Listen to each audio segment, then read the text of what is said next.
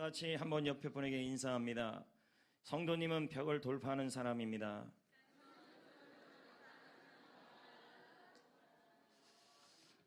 오늘 설교를 다 끝나고 마지막에 이 말을 안 하면 얼마나 여러분이 후회하게 될지를 가슴을 치며 후회할 겁니다. 집에 가서 벽들 붙잡고 가슴 치지 마시고 한 번만 더 기회를 드리고 오늘 설교할 때는 입을 많이 벌리는 게 좋습니다. 왜요? 나중에 후회한다니까요. 자, 다시 한번 옆 사람에게 인사합니다. 인삼이 아니에요.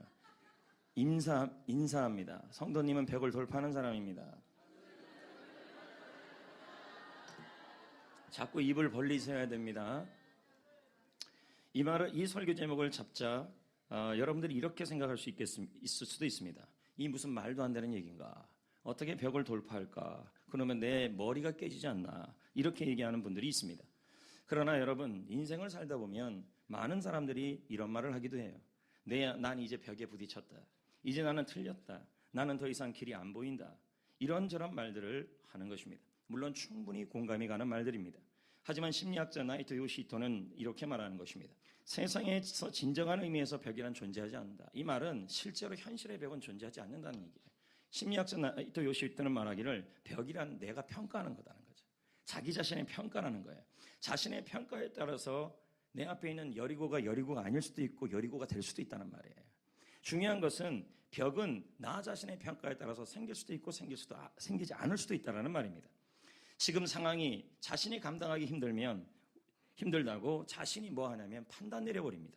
그러면서는 이렇게 말합니다. 이내 마음의 한계가 왔다. 이 말은 현실이 아니라 마음이 벌써 벽이 온 거예요. 또 그렇게 되면 환경의 벽보다 더 심각한 것은 상황에 대한 나의 평가가 그렇게 돼버렸다는 것입니다. 마음이 한계를 결론 내려버리면 마음에 두려움이 옵니다. 두려움이 오면요, 상황을 돌파할 수 없는 것이죠. 오늘 말씀에도 보면 벽과 연관된 사람이 나오는데 이 사람은 나중에 벽을 돌파하는 사람이 됩니다. 그가 누구냐? 다윗입니다. 본문은 아들 압살롬이 아버지 다윗의 왕권을 빼앗는 상황입니다. 정말 아버지 입장에서는 억장이 무너지는 상황인 것입니다. 아들이 풀어놓은 군사들이 도망가는 아버지를 죽이려고 달려오는 겁니다. 제사 문제로 이런 일이 일어나는 거 아니겠습니까? 다윗의 현실은 답답한 상황입니다. 말 그대로 현실은 벽입니다. 그러나 더 심각한 것은 이 현실에 대한 다윗의 평가입니다. 처음에 이 다윗은 이 상황을 돌파할 수 없다고 자신이 판단 내립니다. 그러자 본문 말씀에 계속 등장하는 단어가 뭐냐면 두려움입니다. 자, 볼까요? 두려워하리라. 또 뭐예요? 그러니까 처음에는 다윗이 어땠다는 말, 이 상황 때문에요. 두려워했다. 또 뭐 했다는 말, 무서워했다는 거죠. 하지만 여러분, 다윗은 이 두려움의 벽을 돌파해버리고 있습니다. 그래서 현실의 벽도 헤치고 나가고 있는 것입니다. 아니요, 하나님께서 다윗 마음속에 있는 이 두려움의 벽을 돌파시켜 주셨습니다. 그래서 현실의 벽도 돌파하게 하여 주신 줄 믿습니다. 그러면 성도 여러분, 자, 전부 고개를 드시고요. 오늘 말씀을 통하여 하나님께서 저와 여러분에게, 우리 각자에게 하시고 싶은 말씀이 있는 거예요. 이 말씀, 오늘 전하는 이 말씀은 누구에게 해당되는 말씀이 아니라 나에게 해당되는 말씀이고, 저에게 해당되는 말씀이고, 여러분에게 해당되는 말씀이에요. 이 말씀이 나에게 해당되는 말씀이고, 하나님이 여러분에게 목사님을 통해서 말씀하고 있음을 받아들이셔야만 여러분에게 인생의 해답을 찾을 수 있습니다. 벽 앞에서요. 할렐루야. 네. 자, 여러분, 이 입을 자꾸 움직이는 게 왜 중요한지를 이제 설교 끝나면 알 텐데, 좋은 말 할 때 자꾸 움직이는 게 좋을 겁니다. 예, 왜냐하면 이게 이제 여러분의 몸과 다 연관이 돼 버려요. 인생 다 연관이 됩니다. 입을 자꾸 움직이는 게요. 도대체 우리의 마음속에 이 두려움의 벽은 어디서 올까요? 오늘 본문에는 사람의 마음의 벽, 이 두려움이라는 벽이 생기면 인생이 망해요. 왜? 마음에 두려움의 벽이 생기면 현실을 이길 수가 없어요. 그러니까 이 벽을 이겨내야 돼요. 근데 다윗은 이 부분을 자신의 두려움이 온 이유를 세 가지를 설명해요.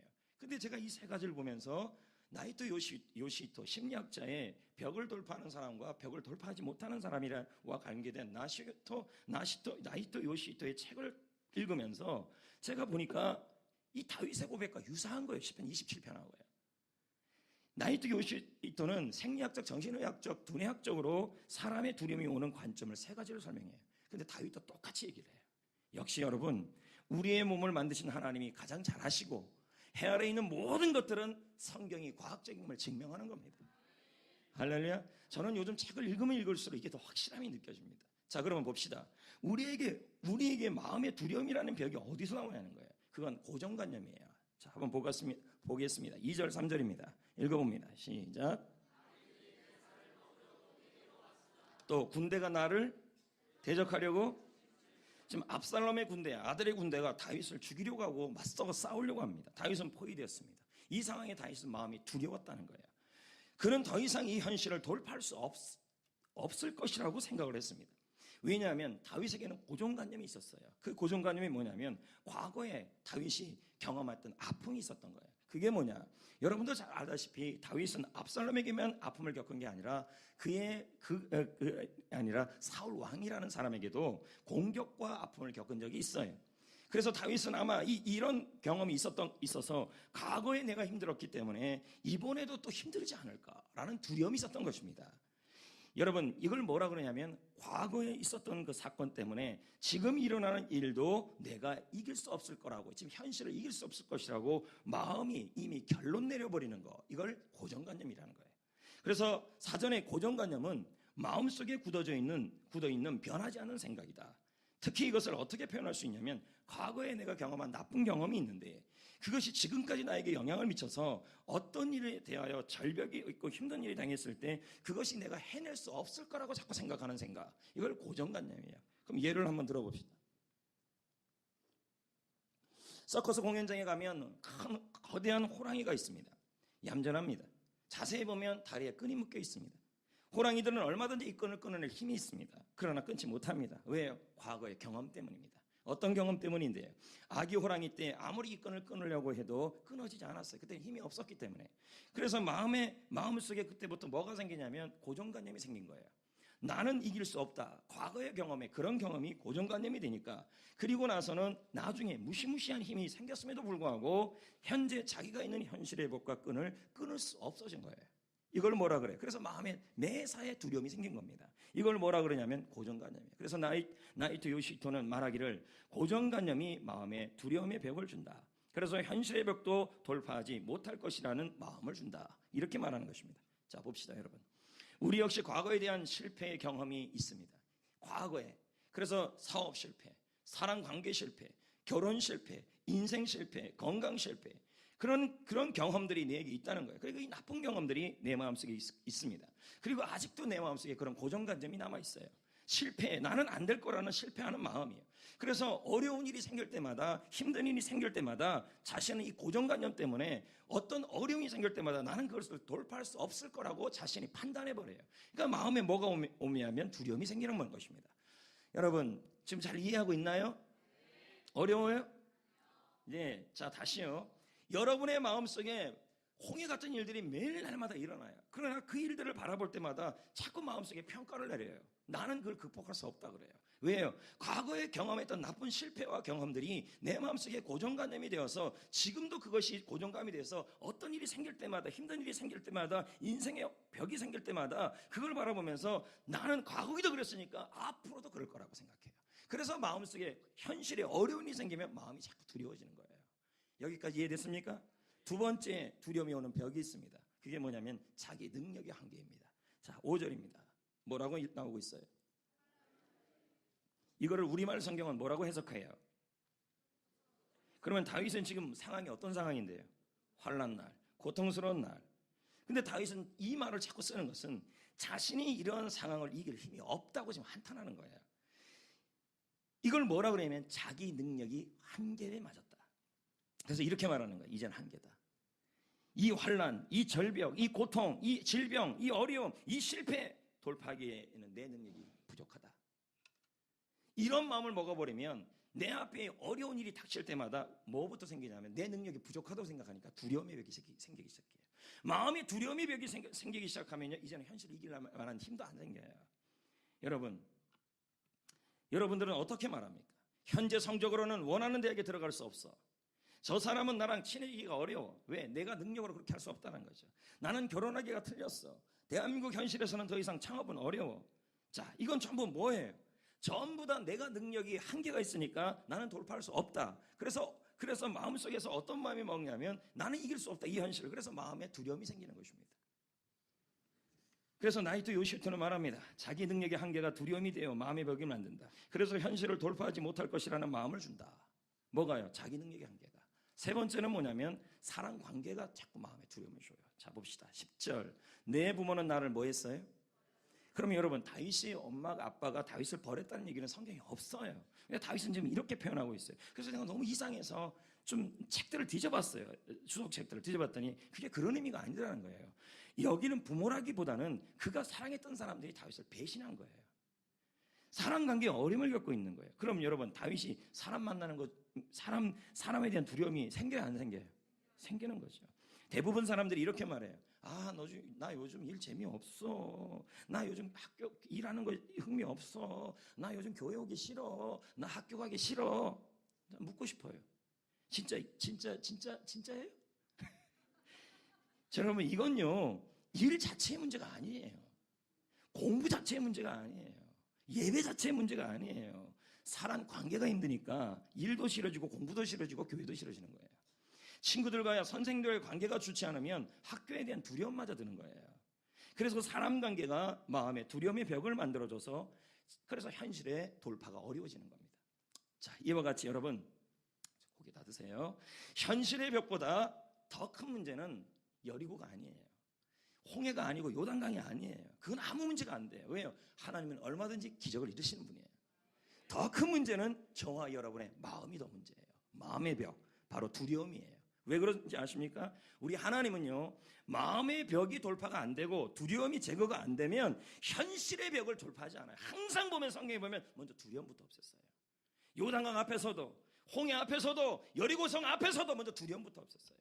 두려움이 제거가 안 되면 하나님은 현실의 벽을 돌파시키지 않는다는 말이에요. 내 마음의 벽이 돌파가 안 되면 현실의 벽이 돌파가 안 된다는 말이에요. 아멘. 그래서 우리 마음의 두려움을 만드는 거 있잖아요. 고정관념, 자기 능력의 한계, 사랑 관계, 이거 먼저 돌파해야 합니다. 마음의 벽을 돌파해야 합니다. 두려움을 이겨내야 합니다. 여러분, 두려움은 하나님 주신 마음이 아닙니다. 오늘 현실 앞에 여러 가지 앞에 자꾸 두려운 마음이 드는 분들, 그 상태로 계속 있으면 여러분은 여러분의 두려워하는 일이 일어날 버릴 것이며 여러분 인생의 환경은 극복이 안 될 거라는 것입니다. 중요한 것은 하나님이 저와 여러분의 마음의 벽, 두려움을 제거하시는 분이시라. 어디에 나오는데요? 1절 마음에 나와요. 오늘 1절이에요. 여호와는 나의 뭐라? 빛이라. 내가 누구를? 여러분, 하나님이 빛이어서 두려움을 없애버린다는 거예요. 빛이 뭔데요? 행복하다. 원문의 뜻이 그래요. 밝게 한다. 어두움과 두려움의 그 모든 것을 몰아내버리신다는 얘기예요. 아멘. 여호와는 나의 빛이래요. 하나님께서 여러분의 마음속에 두려움의 어두움의 벽을 모두 제거해 버리신다는 말이에요. 아멘. 그럴 때 환경의 벽이 무너져요. 왜요? 순서가 그래요. 오늘 본문의 순서도 읽어보면 전체 27편 읽어보면 이 순서예요. 이 11절을 보십시오. 마음의 벽을 두려움이 없어지니까 무슨 일이 일어납니까? 무슨 길이 왔어요? 평탄한 길로 나를 인도해 줄 수 있다는 말이에요. 할렐루야. 성도 여러분, 하나님은 그러니까 여러분 지금 마음이 안 밝고 마음에 두려움이 많고 마음에 염려가 많고 마음에 벽이 많고 마음이 어두운 사람들이 이 상태로 있으면 인생의 해결이 안 돼요. 지금 이 상태로 있으면 큰일 나요. 그래서 오늘 그런 상황이 있는 분들은 오늘 말씀이 하나님이 여러분이 주신 정답을 보여주시는 거예요. 잘 들으셔야 돼요. 잘 들으셔야 돼요. 마음이 밝아지면, 마음의 두려움의 벽이 제거되면 환경의 벽을 하나님이 허셔요. 늘 그랬어요. 여호수아에게도 두려워부터 하지 말라. 맞잖아요. 두려워하지 말라. 담대하라. 내가 어디로 가니 너와 함께하리라. 그리고 여리고성과 요단강을 이겨냈잖아요. 중요한 건 현실이 아니라니까요. 여러분의 마음이 더 문제예요. 아멘. 그럼 저는 여러분에게 도전합니다. 아니, 여러분이 저에게 물을 수 있습니다.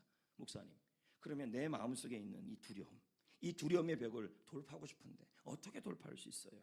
어떻게 돌파하냐고 이제부터 잘 들으셔야 돼요. 잘 들으셔야 돼요. 바로 생각입니다. 자, 잘 들으셔야 됩니다. 이제부터 진짜 중요합니다. 여러분의 생각이 믿음이 될 때만이, 이 생각이 믿음이 될 때만이 어떤 일이 일어나냐면 여러분의 마음에 영향을 받아요. 자, 읽어봅시다. 13절. 내가 여호와의 선하심을 보게 될 줄을, 현재 일이에요, 미래 일이에요? 지금 이게요. 미래 일이에요. 근데 그렇게 지금 믿고 있잖아요. 지금 현실은요, 현실은 어떤 상황인데요? 지옥이에요. 현실은요, 두려운 상황이에요. 근데 다윗은 지금 뭐라고 지금 생각하고 있어요? 나의 앞날에, 나의 미래에, 나의 저 미래 앞날에 하나님의 은혜가 임할 거라고 믿음으로 지금 생각하고 있는 거예요. 할렐루야? 다시 말씀드려요. 여러분도 마찬가지예요. 지금 현실이 지옥 같아서 내 능력이 한계다. 그래서 내 사업은 어렵다. 난 교회 생활도 어렵다. 내 능력이 바뀌다. 나는 과거에도 안 됐으니 지금도 이 현실 극복 못할 것이다. 사람들이 나를 힘들게 할 것이다. 계속 이렇게 생각할 거냐는 거죠. 이러면 소용이 없어요. 돌파가 안 돼요. 왜요? 그럴수록 마음에 두려운 병만 자꾸 생겨요. 근데 우리는 어떻게 하라고요? 다윗처럼요. 내 미래에 하나님의 은혜가 임할 것이다 라고 믿음으로 생각하시라고요. 할렐루야. 그럴 때 어떤 일이 일어납니까? 그럴 때 두려움이 떠나가요. 마음의 벽이 무너져요. 여호와가 빛을 비춰서 내 마음속에 두려움을 제거해 버리시는 거예요. 이 말은 마음의 두려움이 제거되는 것은 믿음으로 생각할 때 제거된다는 말이에요. 이걸 누가 얘기하는데요? 바로 조셉 머피 박사와 사토 도미오 박사, 대표적 학자들 아닙니까? 자, 지금 제가 이거 얘기하는 지금 이 얘기는 성경에서 하는 내용들을 과학적, 의학적, 생리학적, 정신의학적으로 증명한 내용이에요. 잘 들으셔야 돼요. 그러니까 이게 책을 무시하게 읽은 거예요. 지금 제가 이걸요. 뇌에는 대뇌 심피질이 있다는 거죠. 그럼 대뇌 심피질이 뭔데요? 이걸 우리는 맞박이라 그러는데 전문용어로 여기 이 맞박 있죠. 이 맞박들. 이 맞박을 뭐라 그러냐면 대뇌 심피질이라고 그래요. 저 밖에 있는 거 있잖아요. 저기 해골 빡대기 같이 생겼지만 뭐가 쭈글쭈글한 뭐 이렇게 뭐예요? 명태에 들어있는 곤지같이 생긴 거 있잖아요. 여기. 보여요? 안 보여요? 저걸 대뇌 심피질이라고 그래요. 자, 이걸 왜 얘기하냐면 지금부터 얘기하는 성경의 모든 원리가 이걸로 다 설명이 돼요. 왜 하박국이 무화과에 소출이 없는데도 그가 왜 뛰어다녔다는 거죠.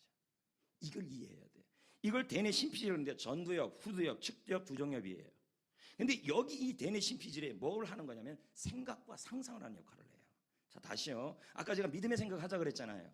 잘 들으셔야 돼요. 이건 뭐 어디 가서 못 듣는 거예요. 자, 그러면 믿음의 생각을 하면 대뇌 심피질 여기 있잖아요. 여기요. 여기에서 생각이 좀 움직여져요. 오케이? 그 다음에 내가 믿음의 생각을 하게 되면 아니면 또 부정적 생각을 하게 되면 그 다음엔요. 대뇌 심피질이나 대뇌 번영계에 그 생각이 영향을 미쳐요. 그럼 대뇌 번영계가 어딘데요? 자, 여기 안에 있는 저기 쭈글쭈글한 거 안에 있는 거 있죠. 뭐 노란색, 빨간색 막 있는 거 있죠. 저 안에 편도체, 사상체 뭐 다 들어있어요. 이걸 대뇌 번영계라 그래요. 이걸 한마디로 뭐라 그러냐면 자율신경계라 그래요. 자, 이해됐습니까? 자, 여러분 끝나고 나서 대뇌가 뭔지 아무것도 몰라도 돼요. 결론적으로 제가 말하는 설교의 핵심만 알면 돼요. 이건 여러분을 제가 설득하기 위해서 쓰는 방법이에요. 자, 됐나요? 요 안에 있는 걸 대뇌 번영계, 바깥 있는 걸 대뇌 심피질. 대뇌 번영계는 대뇌 심피질이 하는 역할은 생각을 하는 역할을 해요.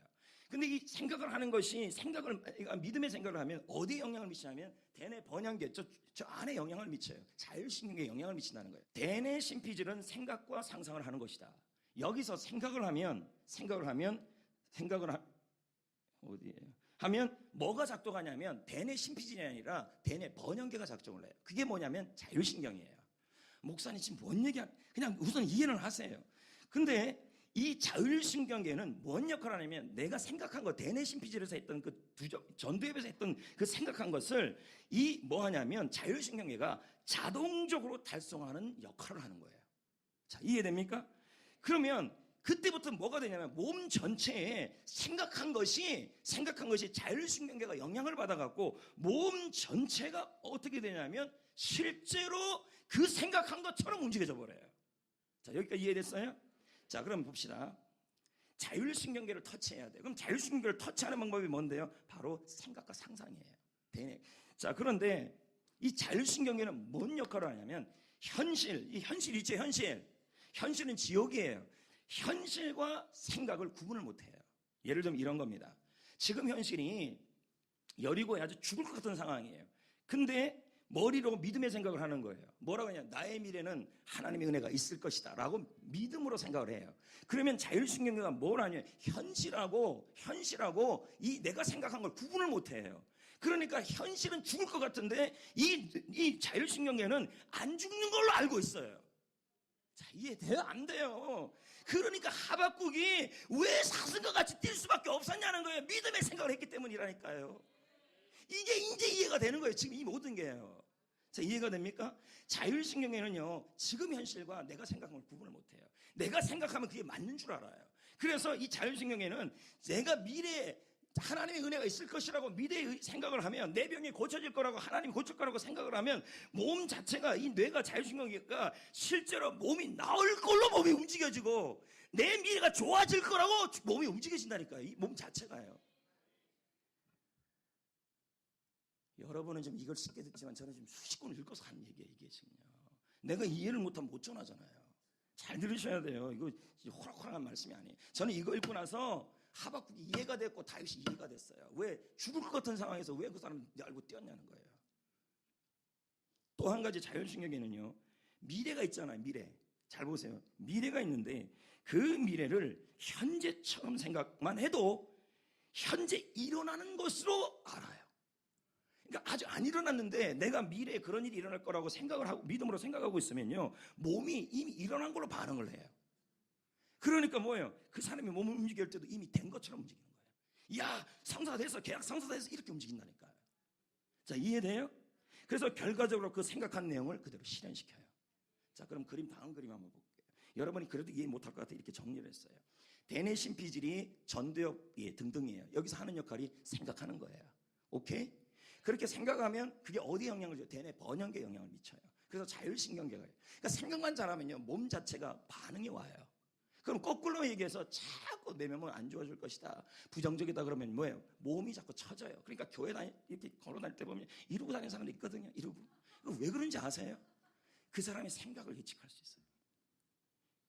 그 다음에 몸이 반응해요. 그러면 그게 현실이 돼버려요. 자, 넘겨봐요. 자, 보세요. 생각이 뭘 지배해요? 결국 이 말이, 이걸 기억하시면 돼요. 그리고 뭘 지배해? 뭐가 돼요? 그게. 이 말을 지금 설명하기 위해서 제가 아까 말한 조셉 모피와 사토 도미오를 설명한 거예요. 그러면 사토 도미오가 한마디 더 많이 합니다. 한번 보세요. 긍정적인 생각은 뇌 세포를 최대한으로 활성화시켜서 반드시 좋은 결과를 만들어낸다. 이런 사람은 어떤 여건과 시련이 앞을 가로막아도 포기하지 않고 그 벽을 부수는 힘이 있다. 마음의 두려움이 없다. 결국 마음의 두려움은 뭐로 극복될 수 있다는 말이에요? 생각이 믿음이면 된다는 거예요. 할렐루야. 여러분, 그리고 뇌과학자들은 또 이렇게 말합니다. 뇌는 과거만 기억하는 것이 아니다, 미래도 기억한다. 이 말은 뭘까요? 자기가 이루고 싶은 미래를 자꾸 생각하면, 구체적으로 상상하면 아직 일어나지 않는 미래의 일을 실제로 일어난 것처럼 선명하게 기억을 해요. 그래서 머지않아 그것을 실제로 현실이 되게 하는 거예요. 자, 거꾸로 얘기해서 맨날 죽겠다, 미치겠다, 머리 계속 이런 생각만 하는 사람도 있잖아요. 자율신경과 거꾸로 돌아간다는 걸 아셔야 돼요. 현실이 그렇게 돼버려요. 조엘 오스틴의 책에 보면 닉이라는 인물이 나오는데 그에게는 문제점이 하나 있었어요. 이 대뇌 심피절, 전두엽의 생각이 늘 부정적이에요. 그러니까 마음이 두려움이 많죠. 어떤 상황이 오든 먼저 불행부터 생각해요. 뭔 일만 일어나면 나는 못할 것이다, 나의 한계다, 나는 못 이겨낼 것이다. 계속 두렵게 그렇게 살아가요. 어느 날 그 사람이 냉동 열차에 갇혔어요. 마음에, 이 사람은 자동적으로 그래요. 대뇌에 있는 이 심피질이 생각이 뭐로 바뀌냐? 바로 두려움이 모아린 거예요. 그래서 이렇게 생각하는 거예요. 난 얼어 죽을 것이다. 그랬더니 자, 보세요. 머리에서 생각을 부정적으로 하면 반대로 자율신경계, 대뇌 번영계가 어떻게 반응해요? 그렇게 자동적으로 움직여가요. 그럼 몸도요, 그렇게 움직여요. 그러니까 몸이 추워지기 시작해요. 숨이 막혀요. 결국 얼어 죽었어요. 자, 부검 결과 얼어 죽었어요. 동사예요. 근데 이 냉동열차는 오래전부터 고장나 있었어요. 이 말은 추운 냉동열차가 아니었단 말이에요. 결국 뭐의 문제였다는 거예요? 이게 문제였다는 거예요. 여러분의 맞박이요. 맞박이. 그게 문제였다는 거예요. 제가 이거 왜 이런 표현을 쓰냐면 좀 더 쉽게 이해시키려는 거예요, 지금요. 그는 환경의 벽이 아니라 마음에 있는 두려움의 벽이 이미 부정적 생각이 습관이 있었다는 거예요. 그러니까 그 두려움 때문에 환경의 벽에 영향을 받은 거예요. 오늘 사업이 어렵고 회사 생활이 힘들고 다 힘든 사람 많아요. 이 자리에 가정 형편이 어렵고 또 뭐 아이들 때문에 힘들고 계속 여러분이 믿음의 생각을 안 하고 있으면 어떤 일이 일어나는지 아십니까? 대뇌 번영계에 영향을 줘요. 그럼 뭐 합니까? 몸 자체가, 행동 자체가 뭐가 됩니까? 계속 축 처지고 우울해지는 거예요. 그럼 어떻게 됩니까? 생각이 현실이 돼버려요. 윌리엄 제임스가 말합니다. 생각은 그 사람이 생각한 결과이다. 마태복음 9장에 봐도 두 소경이 나오는데 두 소경은 마음에 두려움의 벽이 없었어요. 그래서 자신의 병을 예수님이 고칠 거라고 생각을 한 거예요. 자, 그럼 이거 뭐예요? 대뇌 심피절에 영향을 준 거 아닙니까? 그러면 우리가 그냥 의학적으로 생각하면 어디에 영향이 미쳐지는 거예요? 자율신경계에 영향을 미쳐요. 그럼 자율신경계에 영향을 미치면 자, 병이 아직 안 났잖아요. 근데 그렇게 영향을 미치면 내가 병이 나을 거라고 고백하고 생각하고 있잖아요. 그럼 자율신경계가 뭐예요? 이미 병이 나은 것처럼 행동하기 시작하는 거예요. 그리고 어디로 가요? 예수님 앞으로 가는 거예요. 예수님이 뭐라고 그럽니까? 잘 들으셔요. 내가 아주 병이 안 났어요. 안 났는데도 예수님이 내 병을 미래에 낫게 하실 거라고 믿음으로 생각하면 몸에 변화가 와요. 아멘. 그러면 어떤 일이 나는데요? 확실히 몸이 안 나와도요, 예수님이 그렇게 믿음으로 생각하는 그 사람에게 믿음대로 되게 하신다. 생각 똑바로 하세요. 자, 보세요. 마태복음 9장 29, 30절을 보세요. 내 믿음대로 되리라. 그 눈이 밝아졌다. 이거 어떻게 설명하실래요? 자, 다시 한번 말씀드려요. 평생 아팠기 때문에, 눈을 못 봤기 때문에 병이 있는 거예요. 그럼 두려움이 있는 거죠. 그런데 이 상태에서 자꾸 내 몸속에 전두엽에 부정적인 생각만 자꾸 하면요, 자율신경계에 영향을 줘서 병이 안 나는 쪽으로 몸이 자꾸 반응한다니까요. 호르몬도요. 이해됩니까? 내가 뭐 의학 박사는 아니에요. 제 말은 설교를 정말 잘해서 여러분의 정말 잘하는 건 아니고요, 열심히 해갖고 여러분의 인생에 좀 도움을 주려고 그렇게 지금 연구하는 거예요. 그러니까 잘 좀 들으시라고. 이 목사가 얼마나 지금 연구를 했겠어요, 이걸 갖고요. 한편 때문에 도움을 주려는 거예요. 자, 그러면 여러분이 자꾸 내 병은 안 나을 것이다, 나는 미래가 안 좋을 것이다, 하나님이 그렇게 할 것이다, 그런 생각을 계속하면요, 자율신경에 영향을 줘서 몸 자체가 안 나을 쪽으로 호르몬이 자꾸 간다니까요. 내 인생이 안 되는 쪽으로 자꾸 몸이 움직여져요. 그럼 뭐예요? 어깨가 처지고 자신감이 없고 힘이 없어지니까 누가 그 사람에게 다가와서 말을 걸겠냐는 거예요. 예? 그런데 염려하지 마세요, 여러분. 내 마음에 믿음의 생각으로 만들어 주실 거예요, 우리 주님이. 자, 볼까요? 14절에 강하고. 킹제임스 음정역은요, 그분께서, 우리 주님이, 하나님이 내 마음을, 여러분의 마음을, 두려움을 제거해서 마음을 강하게 생각을 바꿔주신다는 말이에요. 성도 여러분, 현실의 벽이 있습니까? 장애물이 있습니까? 문제는 현실이 아니에요. 문제는 상황이 아니에요. 질병이 아니에요. 실패가 아니에요. 지금 여러분의 한계가 아니에요. 지금 여러분이 처해진 지옥 같은 현실이 아니에요. 문제는 저와 여러분의 마음이에요. 그 마음을 어떻게 강하게 해야 되는지 주님이 강하게 하신대. 언제 강하게 하신다는 거래요? 여러분의 생각이, 믿음의 생각일 때. 내 병은 주님께서 고칠 것이다. 그러면 뭐예요? 이 자율신경계는 현실과 상상을 구분을 못해요. 그럼 뭐 합니까? 실제로 하나님이 고쳐줄 줄 알고 몸이 그렇게 반응한다니까요. 할렐루야. 자, 몸이 반응하니까 행동으로 돌파하는 거 아닙니까? 제가 그랬잖아요. 우리 한번 현실을 돌파하자. 그럼 뭐로 돌파하자는 거예요? 믿음의 생각에. 믿음으로 자꾸 생각하셔야 돼요. 우리 가정은 미래가 좋아, 하나님이 좋게 하실 것이다. 미래에 하나님의 은혜가 있을 것이다. 나에게 은혜가 임할 것이다. 그렇게 얘기하면요, 미래일인데도 지금 일어난 줄 안다니까요, 내가. 그래서 하박국이 무화과 나무 소출이 없고 포도나무 열매가 없는데도 나는 사슴과 같이 뛰어오른다 그러잖아요. 현실은 죽을 것 같은데 왜요? 하박국이 믿음으로 생각했기 때문에 이 몸에 하나님이 강하게 하시고 뇌도 자율신경계도 그렇게 움직여진 거예요. 행동이 바뀐 거예요. 그러니까 행동의 변화가 일어난 거죠. 24절 보십시다. 담대하며 여호와를, 킹제임스 버전은 이렇게 해석해요. 주를 바라며 크게 용기를 낼지어다. 힘을 내고 있는 거예요. 몸이 움직이고 있는 거예요. 돌파하고 있는 거예요. 왜요? 마음의 벽을 믿음의 생각으로 무너뜨리니까 행동이 저절로 힘이 생긴 거예요. 아멘. 성도 여러분, 나는 왜 이렇게 요즘 몸에 힘이 없나요? 가만히 보면 몸의 힘 문제가 아니라 생각의 문제예요. 믿음의 생각. 아멘. 여러분, 욥이 그런 말을 했잖아요. 내게 두려워하는 일이 내게 임했다. 여러분이 자꾸 그 두려워하는 마음 갖고 그냥 자꾸 살아가고 여러분의 인생 패턴을 그렇게 살아가면 이건 심리학에서는 자동적 사고라 그래요. 사람이 가만히 있으면 계속 그렇게만 생각한다는 거예요. 그럼 그렇게 생각해 보세요. 그럼 자율신경계도 그렇게 움직여요. 그럼 뭐예요? 현실이 힘든데도 계속 내가 그렇게 생각하면 그게 현실인 줄 알고 몸이 그렇게 반응한다니까요. 너는 평생 병 못 나을 것이다. 너는 이 상황에서 극복 못 할 것이다. 그렇게 반응한다니까요. 그런데 우리가요, 내 미래는 하나님의 은혜가 있을 것이다 라고 생각을 하면 몸이 지배를 받아요.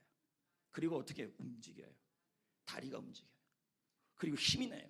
그리고 몸속에 열정이 걸어갈 때도요, 마치 바람이 쉥쉥쉥 날 정도로 걸어다녀요. 그리고 그 몸으로 요단강을 건너요. 여리고를 돌아요. 근데 뭐예요? 그 믿음의 행동을 할 때 여리고가 무너졌어요. 자, 보세요. 다시 봐봐요. 제가 아까 그랬잖아요. 생각이 신경계에 영향을 미치면 몸이 그렇게 반응하면, 몸이 그렇게 움직이면 그게 현실이 된다 그랬어요.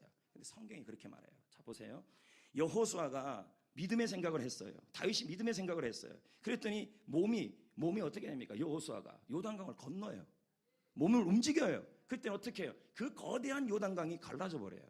이 말은 내가 믿음으로 생각하고 하면 믿음의 행동이 나오고, 믿음으로 움직이면 하나님이 일을 이루신다는 말이에요. 그러니까 행동이 움직이려면 생각부터 바꿔야 돼요. 아멘. 자, 여호수아 3장에 그런 말씀이 있잖아요. 큰 요단강이 있을 때 먼저 여호수아에게 하나님이 뭐라 그럽니까? 내일 여호수아 3장에 나와요. 내일 이맘때 네가 이 강을 건너리라. 기적이 일어나리라 얘기를 했다니까요. 여호수아가 이 말씀을 생각했어요. 그랬더니요, 우리가 자 보시면, 그러면 사또 도미오나 조셉 모피 박사, 대표적 학자들 아닙니까? 이분들의 말에 의하고 내과학전의 말에 의하면 그렇게 대뇌피질에 그렇게 하면 번영계에 영향을 미쳐서 자율신경에 영향을 미쳐요. 이 몸을 하나님이 만드셨잖아요. 그러니까 이게 다 이해가 된다니까 지금요.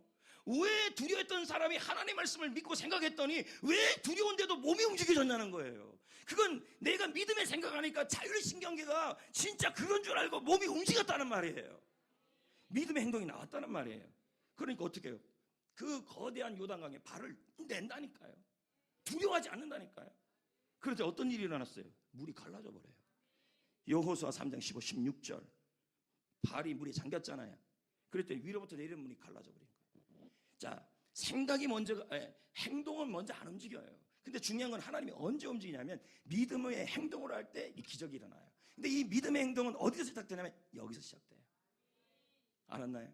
그러니까 이거에서 믿음의 생각을 해야 자율신경계가 영향을 받아서 두려움이 벽에 없어진다니까. 그래서 맥켄토스는 말합니다. 하나님은 결코 한 번에 두 걸음을 안내하지 않는다. 여러분이 먼저 움직여야 돼요. 움직여야 되는데 그게 움직여져요? 뭐가 움직여요? 이게 움직여요. 생각이 움직여야 된다는 거죠. 그럼 한번 봅시다. 지금이 더 중요해요. 그럼 여러분이 또 물을 거예요. 내가 다 생각해봤어요. 여러분이 어떤 질문할까? 여러분이 또 물을 거예요. 목사님, 이거 믿음의 생각 하고 싶은데 안 되는데 어떻게 해요? 되는 방법이 있다니까요. 여러분이 이 생각을 믿음의 생각으로 바꾸는 방법, 내가 뭘 할 때 하나님이 이것을 강하게 만들어요. 믿음의 생각을 바꿔버려요. 언제냐면 여러분의 입버릇이에요. 말이에요. 저는 이 뇌과학이나 심리학이나 정신의학적 책을 읽으면서 공통적하는 얘기가 딱 나와요. 그게 뭐냐면 언어, 생각, 몸, 그 다음에 운명이었어요. 항상 그 시작은 언어였어요. 자, 다시 말씀드리겠습니다. 여러분의 언어가 믿음의 언어가 되면 여러분의 생각이 우리 주님께서 강하게 바꾸어버려요. 그래서 믿음의 생각을 하게 돼요. 그럼 자율신경에 영향을 줘요. 그러니까 행동이 믿음의 행동이 돼요. 그러니까 운명이 바뀌어버리는 거예요. 여러분의 인생을 바꾸는 첫 시작은 언어라는 얘기예요. 자, 13, 14절 한번 봅시다. 저는 예전에 말이 바뀌면 인생이 바뀐다는 설교를 참 많이 했어요. 근데 저는 이것을 어떻게 설교했냐면 말만 바꾸면 하나님 다 바꿔주신다 이렇게 생각했어요. 그거 맞아요. 근데 가면 갈수록 책을 보면 볼수록 이게 좀 더 깊이 들어가져요. 언어를 바꾸니까 생각이 강해지고 생각이 바뀌니까 몸이 믿음이 되고 몸이 바뀌니까 행동이 옮겨지니까 그 행동을 보고 인생을 바꿔버리는 거예요. 이게 정리가 돼버리더라고요. 자, 그럼 13, 14절을 한번 봅시다. 다윗이 뭐라고 그러는지요. 내가 어디 있대요? 말도 안 되는 얘기예요, 이거 지금요. 왜요? 지금 다윗이 있는 데가 산자가 있는 곳이 아니에요. 어떤 곳인데요? 지금 지옥 같은 현실이에요. 지옥 같은 현실인데 지금 뭐라 그러냐면 마음에 두려움이 가득가득 되는 거예요. 여러분 가끔 그런 분들이 있어요. 지금 현실이 지옥이래요. 근데 다윗은 지금 지옥인데 지금 뭐라고 지금 말하고 있냐면 나는 살아있는 사람의 땅에 있다. 나는 지금 자신이 산자의 땅에 있다고 입술로 믿음으로 선포하고 있는 거예요. 할렐루야.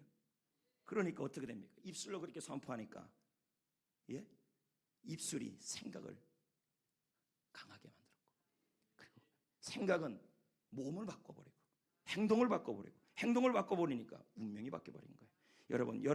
여러분의 그 말이 왜 우리가 그런 말을 내 자신의 미래가 밝다는 얘기를 해야 되냐면 하나님께서 여러분의 자신의 미래를 밝게 한다고 하냐면 7절에 나와요. 자, 읽어봐요. 시작. 여호와여 내가 소리내요. 부르짖을 때. 왜요? 우리가 믿음의 말을 선포할 때 주님은 들으시고 응답하신다는 거예요. 이게 뭐 정신의학 그런 거 다 체제하고 나서도요, 우리가 믿음의 말을 하면 하나님이 들으시고 내 몸에 일하시고 내 인생에 일하신단 말이에요. 그럼 뭐예요? 내가 믿음의 말을 선포할 때 하나님은요, 내 마음속에 생각을 뭐예요? 강하게 만들어 주신다는 말이에요. 그래서 두려움의 복을 제거해줘요. 그래서 뭐라고 얘기해야 돼요? 나의 앞날은 하나님의 은혜가 있을 것이라고 말하면 생각이 바뀐다니. 생각이 바뀌면요, 행동이 바뀌고, 행동이 바뀌면요, 인생이 바뀌어버려요.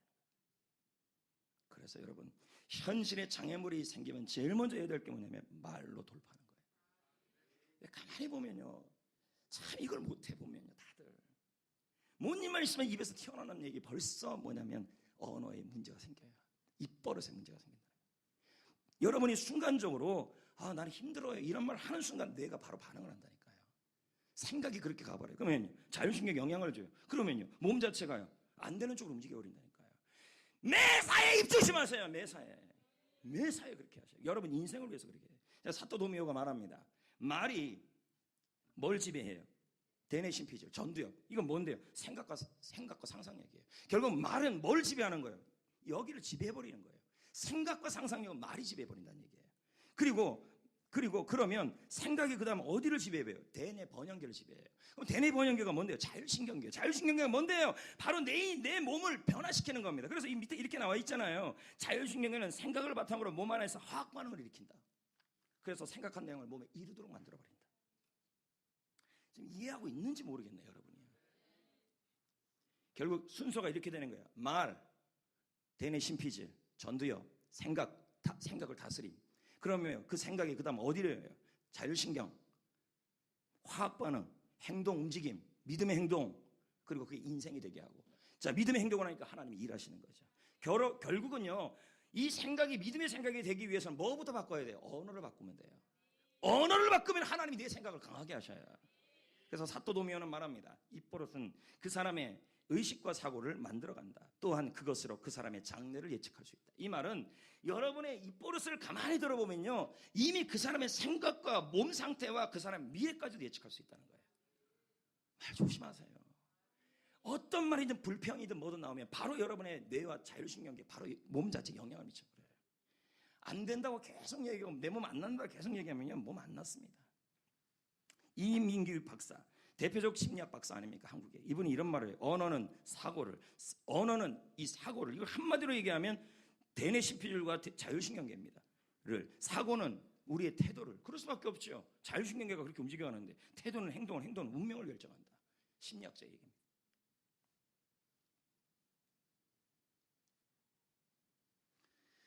케이어스 클레어라는 분이 있습니다. 그는 1942년 미국 켄터키 주의 가난한 집에서 태어났습니다. 어리신 때부터 권투를 좋아했습니다. 자, 말이 좀 빠른가요? 여러분들은 괜찮다 그러는데 또 방송 선교 들은 분들은 목사님 조금만 천천히 하면 좋겠다 그러는데, 그래서 그건 25분으로 줄인 거고 이거는 40분짜리다.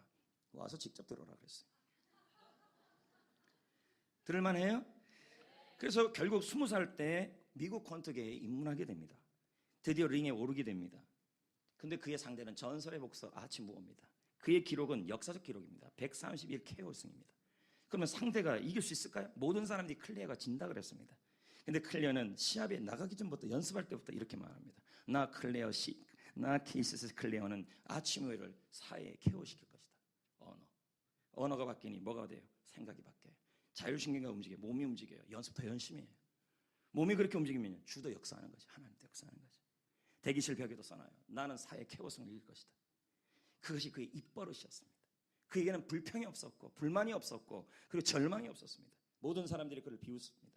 하지만 그는 그 말을 마치 주문해오듯이 얘기를 합니다. 저도 그런 주문들이 있어요. 말들이 있습니다. 하나님은 날마다 저에게 하나님의 기적을 주신다.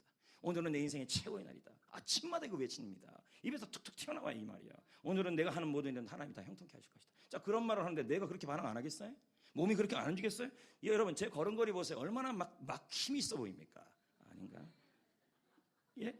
그러니까 그렇게 움직이잖아요. 그러니까 내가 그렇게 움직여 다니니까 하나님이 그 행동과 믿음을 보고 역사하는 거예요. 걸음걸이 내가 유심히 볼 겁니다, 여러분. 행동, 거지, 얼굴상 다 여러분 여기서 나와. 이 사람 미래가 다 예측이 돼요. 다 망할 겁니다. 안 봐도 비디오입니다. 여러분 그러고 싶지 않잖아요. 저도 여러분이 그렇지 않기를 원하잖아요. 그래서 제가 이 설교를 하는 겁니다. 여러분 그런데 결국은 경기장에 들어갔는데 놀랍게도 그의 말한 대로 사회 KO로 이깁니다. 여기서 끝나는 줄 아십니까?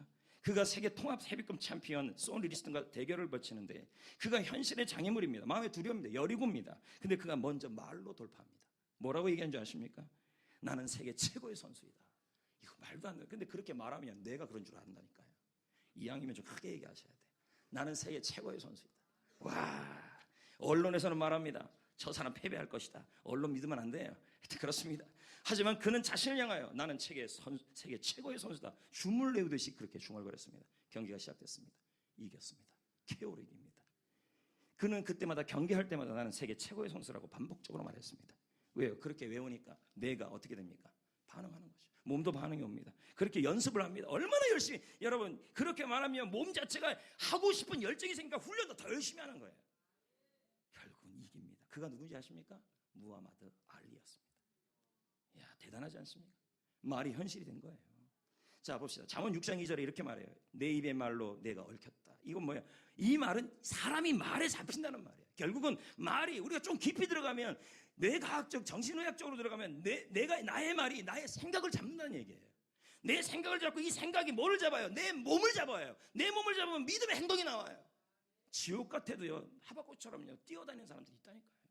그 시작이 언어예요. 여러분 입 밖에도 우울증이나 나가 쓰지 마세요. 그럼 뭐예요? 뇌가 그런 줄 안다니까요. 입 밖에도 실패의 실자도 꺼내지 마세요.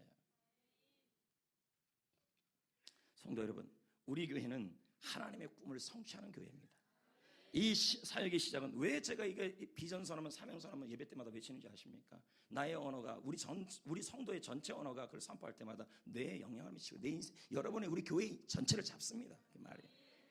이 사역의 시작이 어디입니까? 하나님의 꿈의 성취 장소인 셀입니다. 셀을 중심으로 이 사역을 이루어가고 있는 것입니다. 저는 우리 교회가 이슬람과 힌두교 선교에 쓰임받기를 기도하고 선포했습니다. 물론 지역적 한계도 있다고 생각을 하였지만 했다면 벌써 제가 포기했을 겁니다. 제가 마음속에서 우리 교회가 시골이면 이동면 차용구나 이런 생각을 했다면 전 끝났을 겁니다. 그러면 내가 그래 네 꼬라지가 죄송합니다. 꼬라지에서 네 꼴이 너는 이동면 차용구에서 그냥 목회나 할 사람인데 이렇게 내 몸이 반응할 겁니다. 근데 저는 그렇게 얘기 안 했어요. 여러분도 저랑 같이 그렇게 얘기 안 하잖아요. 우리 뭐라고 얘기하고 다닙니까? 우리 교회는 한국교회, 열방교회, 모델교회입니다 라고 얘기해요 안 해요? 하잖아요. 그러면 그런 말을 선포하면 뭐가 됩니까? 얘가 믿음이 생각하네? 그래, 내가 자율신경에 영향을 줘요. 그래, 그러면 한국교회, 열방교회, 모델교회로 몸을 움직여봐야겠네? 안 그렇겠어요? 그렇게 믿음의 행동으로 움직여보면서 아메리카노 마키아토 한 잔 먹으면서 이건 열방을 살리는 아메리카노야 하면서 먹을 거 아니겠습니까? 그러면 그 아메리카노 한 잔에 뭐가 일어납니까? 기적이 일어나는 거예요. 현재 우리 교회는 30개 이상 선교단체를 섬기고 있습니다. 이제 내년쯤에 저희는 이슬람 쪽으로 5만 쪽으로 파송 선교사를 보낼 겁니다. 이슬람 사역입니다. 그리고 지난 8월 둘째 주에 국내 유일의 네팔 선교원에 가서 있는 친학대학에 제가 갔습니다. 그곳에서 총장님과 선교대학원 원장님, 네팔 선교 담당 교수님을 제가 만났습니다. 왜냐하면 우리 교회와 저를 네팔 선교원 원장으로 파송하기 위해서였습니다. 자 보세요, 저렇게 보세요. 자, 부위 한번 하겠습니다. 이렇게 반응하실 거예요? 하여튼 여러분 믿음으로 자꾸 말 안 하고 입 꽉 다물고 있으면 뇌는 뭐라고 생각하냐면 저는 은혜 받을 뇌도 아니구나 이렇게 생각해요. 아멘 자꾸 하고 찬양 자꾸 해보세요. 뇌가 어떻게 반응하는지 아십니까? 은혜 받을 준비를 해요 몸을요. 그래서 제가 아까 서두에 얘기했잖아요. 예배 시간에 입 다물고 있지 말라고요. 하품하지 말라고요. 뇌가 그러면 은혜 받을 자세를 안 만들어놔요. 우와 됐습니다. 됐어요. 제가 얘기를 듣는데 네팔은 아시아에서 가장 가난한 나라 뒤에서 두 번째예요. 그러면 현재 상황이 어느 상황인가? 우리나라 1905년 상황이래요. 여러분 1905년은 제가 안 살아봐서 모르겠는데 힘든 상황이잖아요. 네팔은 현재 주종교가 힌두교래요. 자, 우리는 지금 이슬람 사역은 앞으로 어디 쪽으로 보낸다 그랬습니까? 오만으로 보낸다 했잖아요. 네팔의 기독교율을 물어봤더니 2%예요. 교회가 몇 군데 안 돼요. 1905년의 한국교회 상황 똑같아요. 정말 힘든 지역이죠. 예. 현재 네팔 선교의 네팔 선교는 신학교를 후원하여 전략적으로 접근하는 그런 교회가 한 교회도 없다고 그럽니다. 근데 그쪽 교수님들하고 제가 좀 아니까 그쪽에서 아마 저도 이렇게 생각해요. 하나님께서 오늘도 하나님의 기적을 저에게 주실 것이라고 그런 고백을 하니까 이런 기적이 일어나는 것 같아요. 근데 무슨 사역을 하나 물어봤더니 네팔 신학생 장학금 지원, 그리고 네팔 지역 목회자들을 위한 학술지 출간이에요. 이게 왜 그렇게 중요하냐면 초창기 평양신학교, 우리나라 평양신학교 때 그때 미국에 있는 교회의 도움을 받아서 학술지를 많이 출간해서 이게 지금 현재 청신회까지 오고 있어요. 이게 신학지예요. 뭐 신학지나 뭐 이런 거 있습니다. 근데 이 일을 지금 누가 하고 있냐? 네팔 선교원에서 지금 하고 있는 거예요. 그래서 이걸 가지고 당시 한국에서 그 신학지를 통해서 한국교회 신학을 만들어냈어요. 중요한 사역이에요. 이걸 지금 어디서 하냐? 네팔 선교원에서 하는 거예요. 또 신학교 강의실, 그리고 도서관, 학교 등을 세우는 일을 하고 있는 겁니다. 강의실을 만드는데 1,000만 원 정도, 도서관을 만드는데 한 4천만 원 정도 이렇게 든다 그럽니다. 이 일을 위하여. 근데 또 그런 분들이 있을 겁니다. 목사님, 교회 지으면 더 낫지 않냐? 그때 이제 교수님께, 이 전문가들에게 물어보니까 교회를 지어주면 그 교회 지은 교회들이 너무 의지력이 약해진대요. 보세요. 저도 개척교회도 도와보고 그러면요, 자꾸 지난주에도 이런 일이 있었어요. 쌀을 자꾸 우리 뭐 장로님이 주셔서 도와주는데 이제 대놓고 이 노예 근성을 보여요. 안면 몰수하고 돌파를 할 때 어떻게 그렇게 돌파해요? 쌀 좀 달라고. 이건 내 마음이 감동해 주는 건데 안 주고 싶더라고요. 이게 노예 근성이에요. 자기가 살 수도 있는데. 그렇다고요. 그래서 교회를 지으면 그런 일이 있는데 차라리 신학교를 세워야 된대요. 그러면 목사님이 세워진대요. 현재 여러분이 카페에서 드시는 음료 있죠? 빵 있죠? 그거에 대한 수익금이 이 일을 위해 쓰여질 거예요. 현재 400만 원 정도 모여있는데 제발 부탁드리는데 제발 일회용 드시지 마세요. 여러분의 아메리카노 한 잔이 네팔에 선교를 한다는 걸 기억하세요. 곳곳에 꼽혀져 있는 일회용 커피들은 전부 사라져야 합니다. 진짜 제가 부탁드립니다. 여러분의 한 잔의 커피가 네팔 사역을 하고 있는 걸 기억하셔야 돼요. 나는 왜 목사의 말에 이렇게 순종을 안 하는지 모르겠습니다. 순종해 주십시오. 여러분, 오늘부터 아메리카노 10잔씩입니다. 들었다 부어야 합니다. 술을 붓지 마시고요. 그렇게 하면 어떤 일이 일어나는데요? 네팔 사역에 더 많은 일을 할 수 있습니다. 물론 선교 헌금, 셀 헌금 모든 일에 지금 쓰이고 있어요. 그러나 네팔을 위해서 이렇게 갈 겁니다. 제가 물어보니까 어느 정도 들어요? 근데 지금 우리 교회가 하는 거에서 조금만 이렇게 하면 할 수 있다고 저를 설득시켰어요. 그래서 그럼 해보자. 제가 해봤습니다. 저는 또한 금주 한주 오사카 신학대학에 가서 교수 요원으로 일주일 동안 강의합니다. 성정교회에서 일어난 이 하나님의 꿈을 그 일본 신학생들에게 전하기 위해 가는 겁니다. 저는 놀러 가는 거 아닙니다. 오직 복음과 하나님의 꿈을 위해 가는 것입니다. 여러분, 이거 다 우리 입술로 보이니까, 이게 뇌가 그렇게, 몸이 그렇게 움직이니까 하나님이 일을 이루시는 거예요. 아멘. 절대로 저는 놀러 가는 거 아닙니다. 저는 강의하러 가는 겁니다. 그러니까 저한테 뭐 사가지고 오라 그러지 마십시오. 오직 제가 뭐 돈이 있다면 그 교수님들하고 학생들 대접할 겁니다. 그렇게 할 거예요. 아멘을 안 한다는 의미는 사가지고 오라는 것 같은데 안 사올 겁니다. 절대 안 사올 겁니다. 물론 이 일은 현실적으로 장애물이 많습니다. 하지만 저와 우리 성정교회 모든 성도님들은 믿음의 말로 돌파할 것입니다. 아멘. 할렐루야. 그리고 하나님께서 우리 교회를 통하여 하나님의 꿈을 열방 가운데 이루어 가실 겁니다. 할렐루야. 그래서 우리 교회는 뭐가 돼요? 모두 하나님의 꿈을 이루는 비전의 군대가 되어 갈 겁니다. 이 찬양을 부르고 싶지만 시간 관계상 생략하고 마무리를 하겠습니다. 지금 여러분은 무엇 때문에 벽을 경험하고 있습니까? 건강입니까? 질병입니까? 물질입니까? 가족입니까? 아이들 때문입니까? 관계 때문입니까? 셀 때문입니까? 제자훈련 때문입니까? 제자훈련도 시작하는 사람들 언어를 제가 유심히 봐요. 하기 싫은데 막 이러는 분들이 있습니다. 이미 내가 그런 줄 알고 몸도 그렇게 반응해요. 이 사람들 100% 탈락합니다. 아무리 힘들어도 믿음으로 말해야 됩니다. 나는 해볼 거다. 저는 우리 성도들과 상담을 하면 많은 현실의 벽을 만나고 있는 경우를 봅니다. 이분들을 포함해서 오늘 현실의 벽을 닫고 있는 분들에게 저는 오늘의 설교가 하나님이신 여러분의 정답이기를 축복합니다. 사람들에게는 현실의 벽이 다 있습니다. 장애물도 있고요. 그러나 이 벽보다 더 큰 벽은 마음의 두려움의 벽입니다. 이 두려움의 벽을 극복해야 합니다. 뭐로요? 믿음의 언어입니다. 할렐루야. 믿음의 언어를 쓰십시오. 아멘. 그러면 뭐가 바뀌어요? 생각이 바뀌어요. 그러면 자율신경에 영향을 줘요. 몸에 변화가 와요. 믿음의 행동을 해요. 그럼 하나님이 일하셔요. 운명이 돼버리는 겁니다. 그래서 이렇게 말해야 됩니다. 괜찮아. 다 잘 될 거야. 하나님이 모든 일을 잘 되게 하실 거야. 예, 이렇게 하셔야 되고. 그리고 찬양 있잖아요. 유행가 부르지 마세요. 유행가 부르면요, 뇌가 어떻게 바뀌어요? 그 유행가를 상상하게 돼요. 그러면요, 자율신경에 영향을 미쳐요. 좋을 일이 없어요. 그래서 뭐예요? 찬양을 자꾸 불러야 돼요. 그러면 뇌에 영향을 준다니까. 지금 세게 쳤잖아요. 그럼 아멘도 크게 하셔야죠. 그 다음에 예배 시간에도요, 입 다물면 안 돼요. 아멘을 해야 돼요. 아멘을 하면요, 뇌가요, 뇌가 어떻게 됩니까? 아멘을 자꾸 하게 되면 뇌가 상상이 되고 생각이 바뀌어요. 그러면 몸도요, 은혜 받은 몸이 돼요. 은혜 받은 몸이 되면요, 은혜 받은 몸으로 일주일 동안 생활해요. 그러면 그 믿음의 행동을 하나님 일을 이루시는 거예요. 그러니까 예배 시간에 아멘도 잘하고 찬양도 잘하고 감사도 잘하셔야 돼요. 예배는 입 다물면 안 돼요. 절대 불평하지 마세요. 감사를 입으로 자꾸 얘기하세요. 그래야 뇌가 영향을 미쳐요. 알겠나요? 사또 도미오의 말을 통해 오늘 설교를 마칩니다. 긍정적인 말은 긍정적인 생각과 행동을 만든다. 반면에 부정적인 말은 소극적인 생각과 행동을 만든다. 그러므로 충분히 해낼 수 있는 일도 불가능해진다. 중요한 건 입버릇입니다. 입버릇 아주 유심히 봅니다, 저는요. 그리고 그 사람이 걸음걸이도 유심하게 봐요. 왜요? 그 걸음걸이가 이미 그 사람의 자율신경과 생각을 이미 알 수 있어요. 그럼 이게 뭔데? 여기서 결정한 거예요. 여러분이 믿음의 입버릇을 보이면 하나님은 여러분의 생각을 강하게 만들어줍니다.